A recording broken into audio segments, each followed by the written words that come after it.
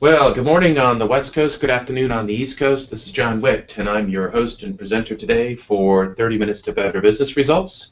Our mission is to support the success of small and medium-sized businesses, freelance contractors worldwide. We do that by demonstrating the power of improvement in 30 minutes or less each week.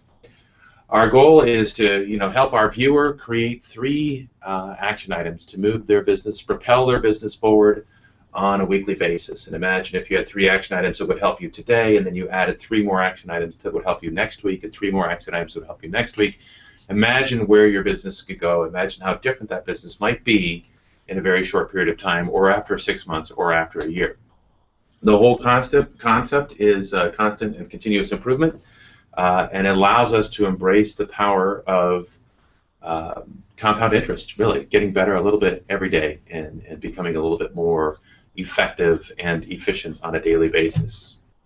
So today we're going to try something a little bit different. We're introducing our chat function. If you are watching the show on Google through the event page, there's a Q&A button there, and if you select that Q&A button, you can enter a question. We'll see it here, and we'll be able to answer your question directly on the screen. We're going to hold questions. We're going to answer those questions at the end, but that Google chat feature is available today, and next week we'll actually be able to capture chat and comments from our YouTube channel as well. So we're really excited about this. It gives us an opportunity to engage with our viewers a little bit more effectively, even if you're not a guest or a participant on the show. And so we're developing some new ideas for the show. Last week we did a presentation, and the week before that we had a guest. Next week we have a guest. We'll talk a little bit about our guest for next week at the end of the show here.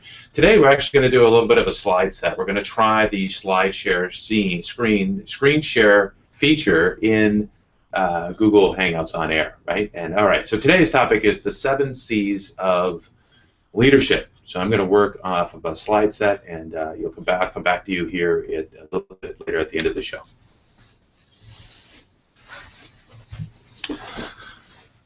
All right, so the 7 C's of leadership is a focal point coaching slide set. It's something that the team has worked with over many, many years, been presented in a lot of different places, but we find that this is really very valuable.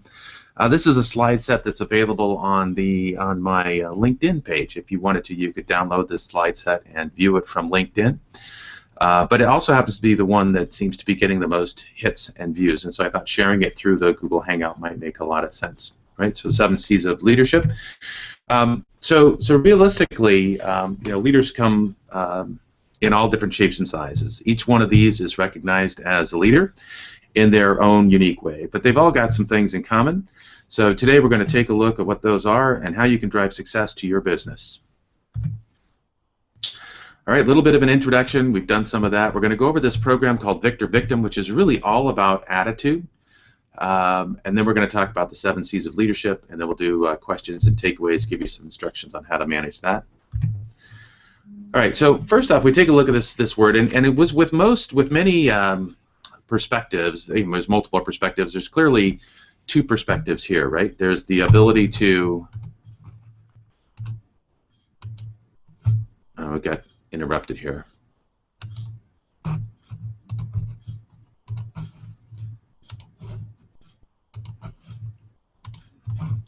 All right, so from when we get, I'm sorry about that. We come back to this. We got in this case, opportunity could be nowhere, right?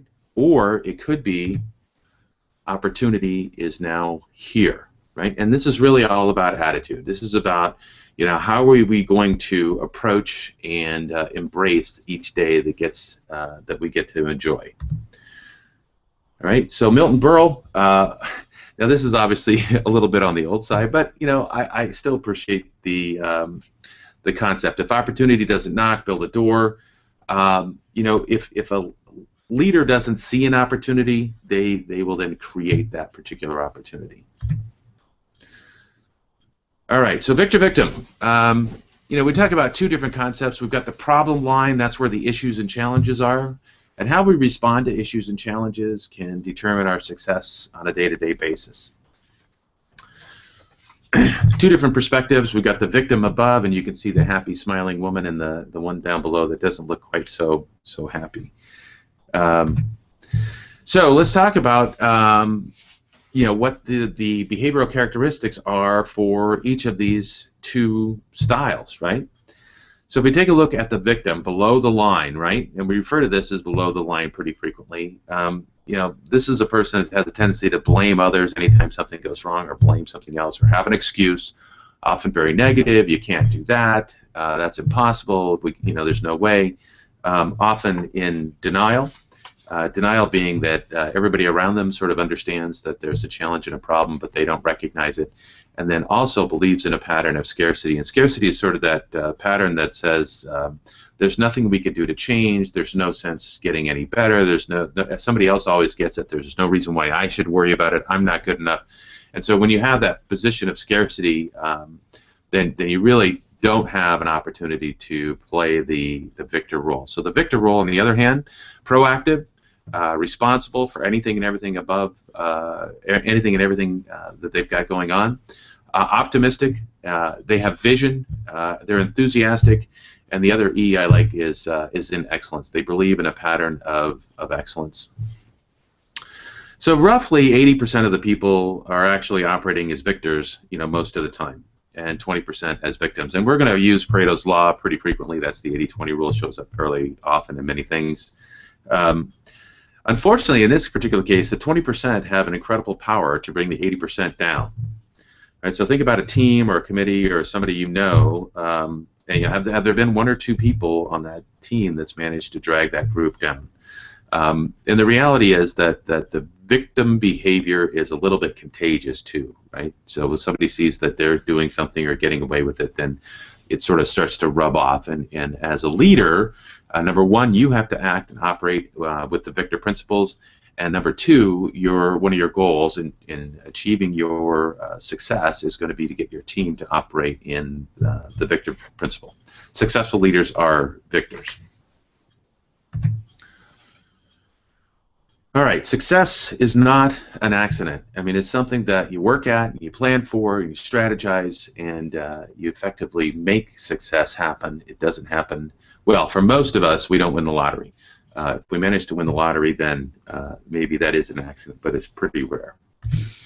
All right, we have the choice to determine our success, and the 7 C's of leadership are clarity, competence, continuous learning, constraint, analysis, creativity, concentration, and courage.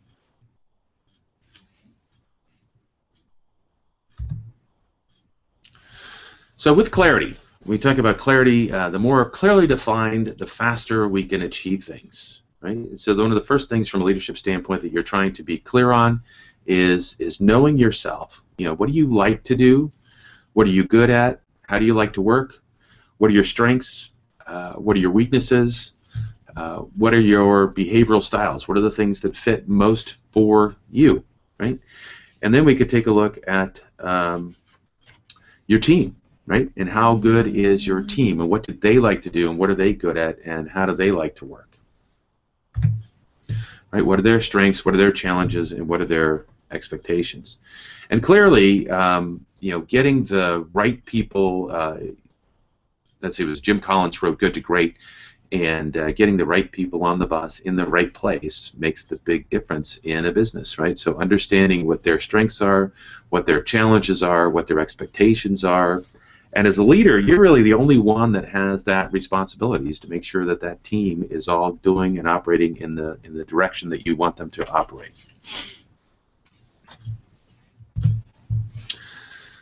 All right, so know your business. This is the second stage of clarity, right? Who is your ideal customer, right? And when we say ideal, that's the key, right? We want to understand who the ideal customer is. So the person that just, no matter what happens, automatically decides that your products or your services are exactly what they want, right? It's not everybody and anybody, right? That's pretty much a lack of focus. There's really not any clarity in that particular case.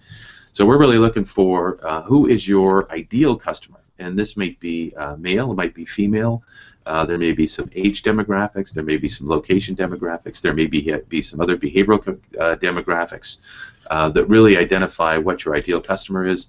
Often we do this thing called building a persona, where we actually go into detail of all of the different aspects that would help us understand our ideal customer, the one that most likely always really wants to buy our products and our services. Clearly, we have to understand what we are selling. And this is our products and services. Now, remember, when you understand you're selling a product and a service, that's not always the same thing that the customer is buying. You know, I tell people this all the time. If you want a box of cereal, you can go to Ralph's and buy that box of cereal. They didn't really sell it to you. Nobody hard-armed you or strong-armed you into buying that particular box of cereal, but it still counts as a sale. And clearly, you were selling cereal, but your customer was buying something that would solve their hunger or something that would solve their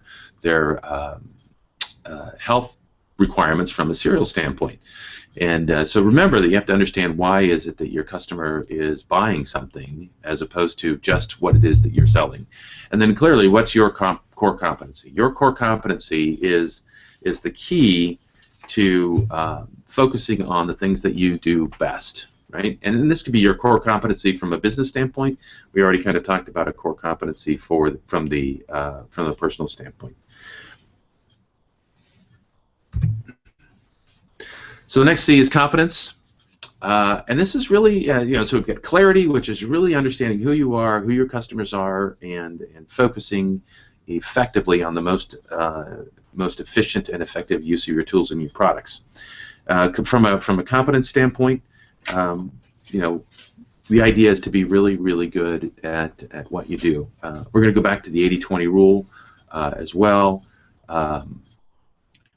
The key to commanding the marketplace and being able to understand and achieve your successful goals from a business standpoint are to get into the top 10%, get into the top 20%, right? The top 20% following the 80-20 rule, right? The top 20% earn 80% of the money, and so you want to get into that particular case, and you're going to have to be really good at what you do, and one of the best to earn and command that particular market. Now, understand that doing what makes you happy and what you're good at will lead to success, right? The other thing is you've got to use tools, right? Now, here's an example. There's a treadmill. It works only if you use it. Microsoft Outlook works only if you use it. Now, most of us with Microsoft Outlook, for example, really only use a very small subset of what's available. But the more you master it, the more you understand it, the more you generate the benefits from that particular tool, the more effective it is. And technology is kind of a bane and a boon, right? And when technology first came out, it was this is going to make your life easier and simpler. And unfortunately, from a business standpoint, it made it easier and simpler for everybody, so they could do more, right? And so it still comes out to being a tool that today you actually must use to be able to compete effectively in the marketplace. Mastering your craft, making sure that you are a master. Again, that's in the top 10%. Remember, the top 10% were once in the bottom 10%. So the reality is that you've got to work and learn and grow and get to a very high level of competence to be successful in the marketplace. If you want to command the marketplace, then you're going to have to get to be an expert in your particular field. All right, we talk about continuous learning. Right? As a leader, you've got to be committed to learning every day, and it doesn't end with success because it's continuous. It's also about application. So in this particular case, you're going to set goals, take responsibility for achieving those goals, learn the things that are necessary. Often, we've got to improve our skills, we've got to change our habits, we've got to develop different daily activities that allow us to be able to meet and achieve and accomplish our goals. And so in your learning activity, you talk about reading about your industry, listening to audios, attending courses and seminars, broaden your horizons, find a trusted advisor. And I'll be honest with you, from a learning standpoint, I mean, there's a lot of learning that we can do individually. The internet has really asked us or given us a lot of availability. You can pretty much learn anything on the internet. Now, maybe it's not always true, but there's a lot of good information out there on the internet. So you might want to, you could certainly go out there and learn all kinds of different things. Being at the top of your industry and understanding what the issues, concerns, challenges, products, and services for your industry are learning how to master your time, learning how to become better at communication skills, learning how to be better at marketing. You can do that through audios and attending courses and seminars.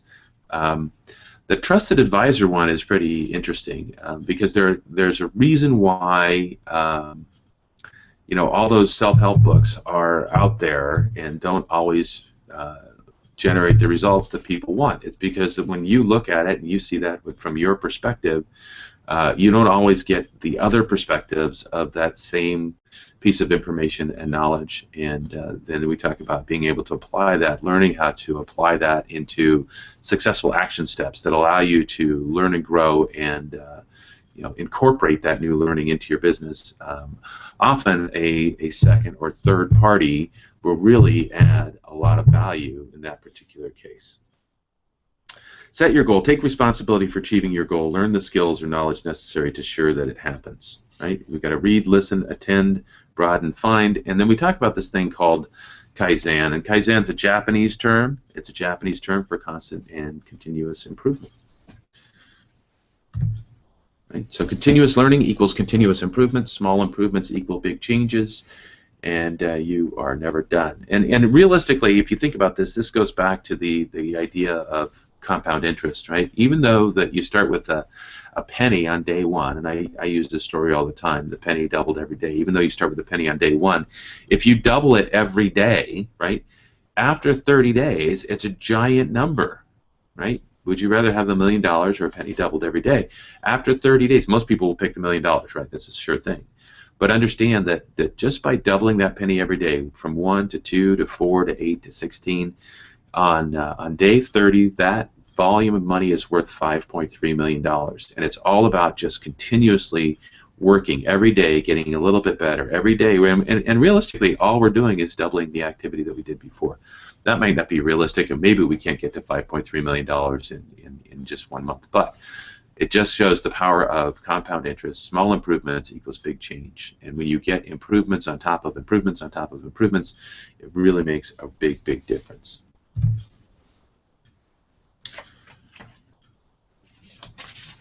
All right, so let's talk about constraints. This is our fourth C, right? So, realistically, there are always something that gets in the way of success, right? If there wasn't, then you would already have achieved it. So understanding what that choke point is, what is that thing that slows the speed to your goal?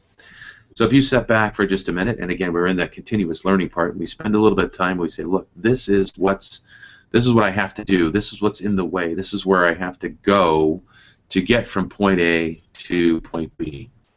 Now, there may be a variety of different things that need to be accomplished before you can accomplish your goal. The reality is that we often start with a process that says, here's all the different things that need to happen, and then we find out what the most important, highest priority item would be, and we start to attack that particular item, because as we attack that particular item, we move closer to our goal faster, and then we just work through the different ways that we can attack these different choke points. If you're not familiar with choke points, if you're not familiar with constraint theory, then this is a place where you should spend a little bit of reading, a little bit of research, and maybe apply a little bit of your learning activity. Constraints are typically 80% internal and 20% external. So internal means that they are in your control. Right? You have the ability to do something about it. You have the ability to learn something, to change something, to build something, to create something that would allow you to get past the choke point. The external ones, clearly there are external factors that we have no control over. Right? We don't have control over the weather, for example. We don't have control over a variety of different things. But in this particular case, the 80%, if you focus on the 80% that you can control, right, and you identify those choke points, what is it that slows the speed towards your goal, right, and you start to move those out of the way, you start to accomplish the skills, accomplish the knowledge that allow you to get past those choke points, then that's how you're going to get from your current position to your goal. leaders accept and address the fact that there are going to be constraints in every goal opportunity that we have. Right? Again, if we didn't have any constraints, if there wasn't anything in our way, we would already have accomplished it.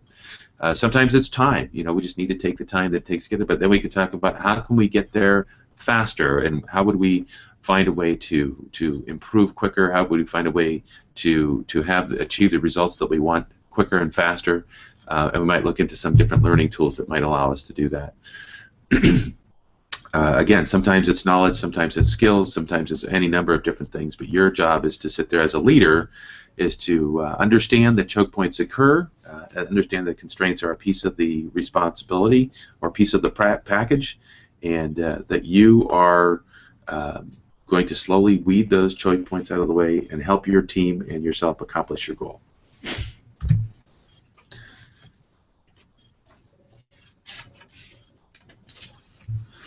Okay, so when we talk about creativity, creativity is our 5th C. Understanding that exactly what you want is out there. You just have to find it. You have to be creative, looking for it, right? So this is where we talk about asking better questions, and I do a program and a workshop called Ask Better Questions, Get Better Answers, and sometimes we have to ask other people questions, sometimes we have to ask ourselves questions. And so when we come up with the answer that I don't particularly know right now, or it's not clear, or it's unsure, then we start to ask ourselves some questions like, how can I find out? Where can I go? Where would I go? And, an amazing source is the internet. Once again, you find pretty much anything by Googling it these days. You can talk to other sources, right? So we've got employees, we've got trusted advisors, you've got peers. Mindstorming is a great technique. Mindstorming is a technique where you isolate yourself, give yourself a little bit of time, and you literally you're required to come up with 20 new ideas or options. Now, we're not going to go in and evaluate the quality of those ideas and options. The first thing is just to create this particular list of where I could go and what I could do to be able to solve the particular challenge or constraint that's in the way of accomplishing our particular goal.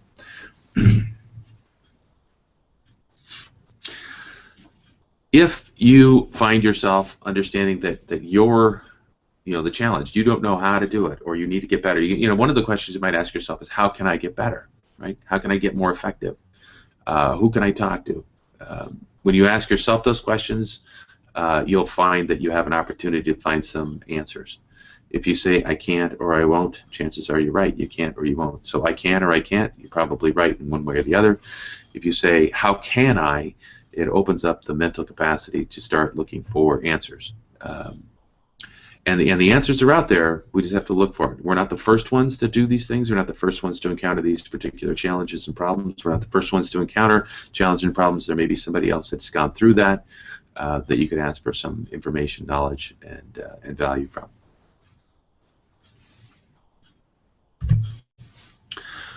All right, so the 6th C is concentration. Focus single-mindedly on one activity at a time. Multitasking is not efficient or effective.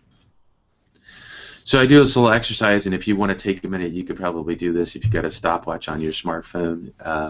You write down this sentence, multitasking, ... everybody does it. And then you write down the numbers 1 to 27. And you time yourself as to how long it takes to write multitasking ... everybody does it, and the numbers 1 to 27. And it'll take you, 20, 30, 40, maybe 40 seconds, depending on how quickly you write. But then, and then the key about that deal is that we're able to focus 100% on the multitasking statement or on the numbers 1 to 27. If you then switch the task up, right, restart it, and you switch back and forth between the task of writing the words, multitasking, and writing the numbers, you'll find that you're not nearly as efficient or as effective, right? So in that particular case, you would write the letter M, and then the number 1, and then the letter U, and the number 2, and the letter L, and the number 3, right? And then go as far as you can to whatever the time limit is that you were able to be as successful the first time. So if the first time it took you 35 seconds, go for 35 seconds and see how far you got. Now, most people I got to be honest with you, I've done this test a lot of times. Most people will only about 65% effective when they're multitasking, and all that does is show you the power of focus, right? Because when I have to shift back and forth from task to task, there's a little brain switch that has to say, oh, I'm not on this, I'm not on that. Where am I? Where am I going? How do I get caught up? Depending on the complexity of the task, could be more or less difficult. The key to this, though, is that you need to be efficient and you need to be effective. 1 minute of planning saves 10 minutes of execution. Now, a lot of people jump right into execution. They say, I'm going to figure it out. And if you have to figure it out and execute at the same time, it takes you almost 10 times as long. If you can do a little bit of planning before, then you'll save a lot of time. And remember, efficient is doing things right, and effective is doing the right thing. And so really concentrating on being efficient, which is a concentration, which is a focus item, right? And effective is doing the right thing, so it's focusing on planning before you focus in on execution. Courage. Well, courage is what a challenge is that. You know, the cowardly lion is there. You know, do what you're terrified of doing, and the courage comes afterwards. If you wait to feel good or unafraid, you will never do it. And that is really the key. If you wait to feel good or unafraid, you know, our head gets in the way all the time, and it tells us all the worst possible things that might happen if we were to take this particular step. Public speaking is something that most people are really afraid of. But you ask yourself, you know, what's the worst that could happen? And sometimes you have to sit there and say, listen, you know, even though I'm a little scared, I just want to take the first step, right? So if you take the first step, you maybe find out that it's not quite as scary. And often, most of the fear is between our ears, right? I'm about 5.5 inches away from being very courageous. It's the space between my ears. I love that saying. Self-confidence comes from action in the face of fear, doing what's necessary, doing what's important, doing what's most valuable, even if it's a little bit scary. Now, sales is one of those things that a lot of people find to be really, really scary. And sales is a challenge in the sense that it's like riding a bike in some ways. You can't learn to ride a bike by reading a book. As much as you'd like to, that whole balance thing doesn't work. But with sales, you know, you've got to get out and you've got to talk to people, and you're going to have to learn that sometimes you're going to get it right, sometimes you're going to get it wrong, but that's the process that you have to go through to get successful. And as you get better and better and better, obviously you're going to become more and more successful. Remember that courage is a coward who hung on just 5 minutes longer. You know, a leader inspires others to be courageous. You know, a courageous leader inspires others to be courageous, and then it also achieves a much higher level of respect.